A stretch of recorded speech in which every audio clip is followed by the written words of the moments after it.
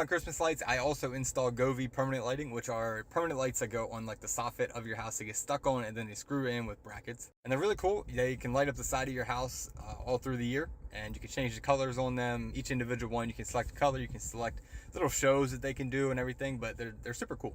So while I do install them, I don't make them. Like my Christmas lights, I can go and cut extensions and I can cut all the wire exactly how I want it, fit it to everything. Govee lights, I can do that to some degree, but I'm pretty much using exactly what govee offers as their products. I don't make any of these things on my own. I say that because one of my customers just texted me from last year and said their lights stopped going on after a certain area. So he sent me this picture and it looks like they stopped right here where there is a power box that extends power to get to the last half of the house, and they just stopped coming on right there. So I went out and that's where the first place I looked, obviously, like that's where they shut off. I'm going to look there first. Everything was fine, but when I unplugged it, the rest of these ones on the second level turned off. So that's an issue.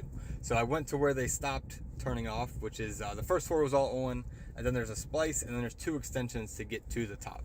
So I looked at the splice first because that is the one thing that I do on these, and that was perfectly fine. And so that was good. So then it just became an extensions thing. So I looked at the extensions. I pulled them off to see if lights would just go to the splice and work, and they did. So that's how I knew the splice was good. And then I added a new extension in, a couple of them, to see if they would light those new lights up, and they did. So I figured it was an extension issue. I ran a new one and got rid of the old one based on like testing it. Each time I tested each of the 2 extensions that were there with a new one to see which one was bad. I found the bad one, I replaced it, and then I just replaced the other one. Even though it was working, I just went ahead and replaced that as well, just because I figured it would be nice to have brand new extensions the whole way. That way we can kind of knock out that area being an area of concern in the future. But I did that, got them all plugged back in, and all the lights came back on as expected. So everything was good. It took me about an hour to take care of this, just to troubleshoot a couple things, and then to finally swap out those extensions. I didn't anticipate these ones going bad because they are extensions directly from govee. They're not like Amazon ones that you get additional.